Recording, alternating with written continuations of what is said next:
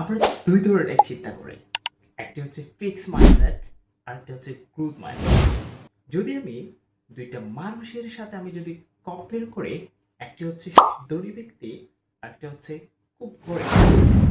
যদি আমি ধনী ব্যক্তি বলি, আপনার মাথায় কিন্তু ইলন মাস্ক কিভাবে চিন্তা করে, কিন্তু একজন গরিব ব্যক্তি কিভাবে চিন্তা করে, একজন ধনী ব্যক্তি কিভাবে চিন্তা করে, এবং আপনি কিভাবে চিন্তা করেন, আজকে আমরা জানবো।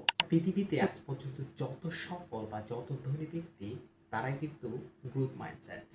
ধরুন, আমি আপনাকে একটা ছোট্ট উদাহরণ দিই।